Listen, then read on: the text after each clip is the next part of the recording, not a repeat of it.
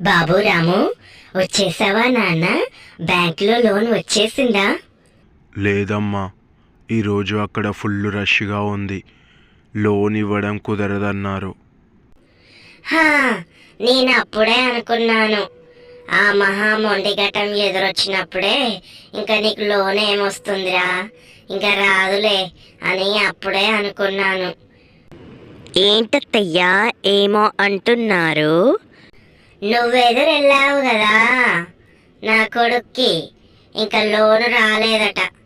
చూసావా, నువ్వు ఎదురెళ్తే ఎలాంటి దుష్ట శకునాలు ఎదురయ్యాయో. లోన్ అసలు శాంక్షనే కాలేదట.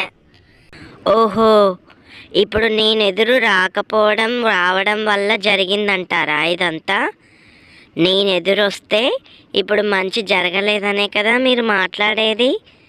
సరే అయితే రేపు మీరెదురు రండి అత్తయ్య.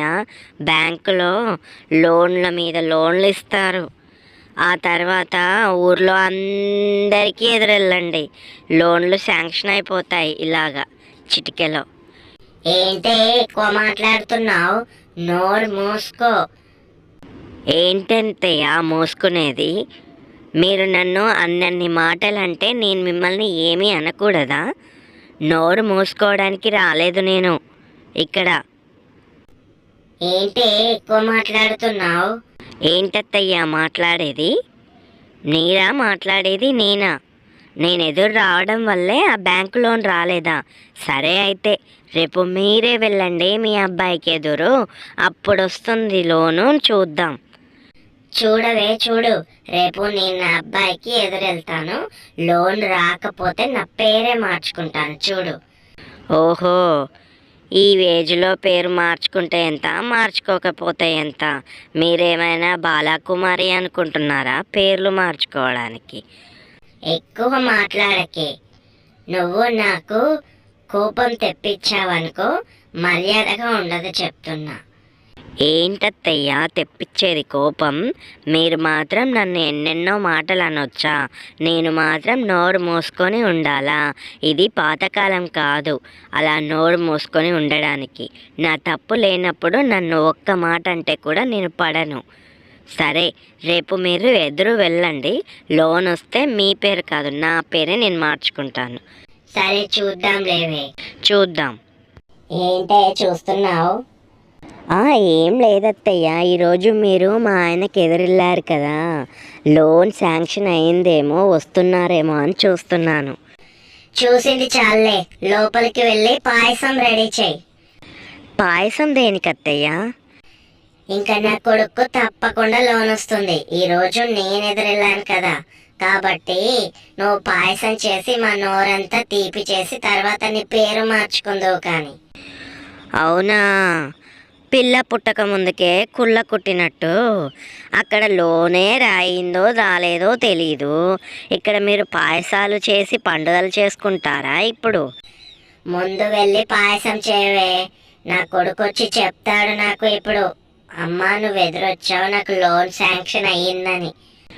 ఆహా అలాగా, అదిగో వస్తున్నారుగా, ఆయనే అడుగుదాం.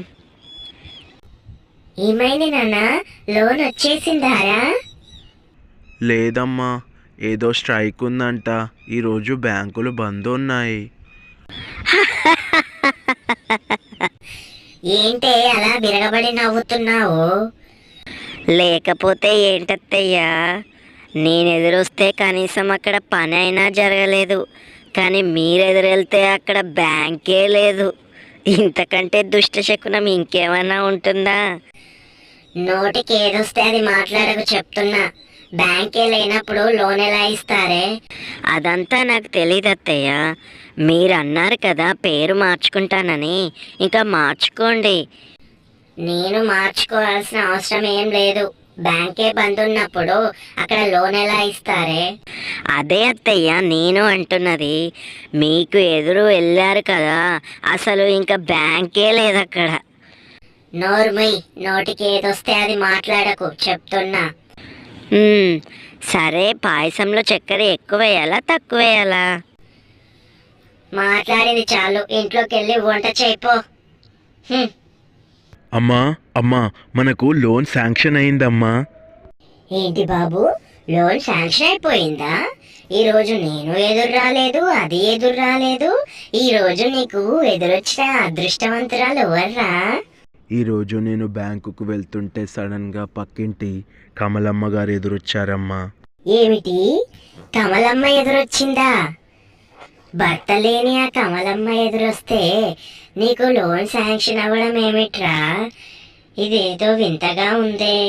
నిజమే అత్తయ్య, మనం ఇద్దరం ఎదురొచ్చినా రాని లోను ఆ పక్కింటి భర్త లేని కమలమ్మ ఎదురొస్తే రావడం ఏమిటి?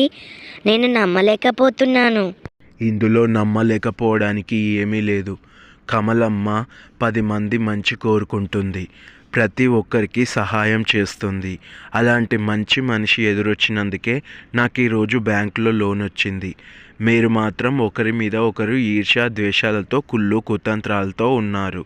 కాబట్టి మీరు ఎదురొచ్చినా కూడా నాకు ఏ మంచి జరగలేదు, అంతే. బాబు, నువ్వు చెప్పింది నిజమే అనిపిస్తుందిరా. ఇకనైనా ఒకరి మీద ఒకరు అరుచుకోవడం మాని ఇద్దరు కలిసిమెలిసి ఉండండి. సరే అండి, మీరు చెప్పినట్టుగానే మేము ఇప్పుడు కలిసే ఉంటాం. అత్తయ్య, మీరు నేను ఇద్దరం కలిసే ఉందాం, సరేనా? సరేలే కోడలు.